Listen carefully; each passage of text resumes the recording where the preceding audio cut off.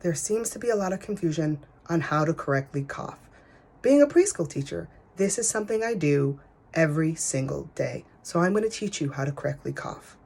We do not cough in our hands. So that means this is a no-no. The reason for that is when you cough into your hands like that, now you have germs all over your hands. And anything you touch will get your germs on it. So now you need to go wash your hands for 20 seconds with soap. When you cough, you need to use your cough pocket like this. See this? That's a cough pocket. Simple, easy to use. It's on your body. It's free. It's always with you. If you sneeze, you sneeze into your cough pocket. All right? So let's recap. Coughing to your hands is a no. That's a no. Coughing into your cough pocket, sneezing into your cough pocket is a yes. Now you know how to correctly keep yourself safe.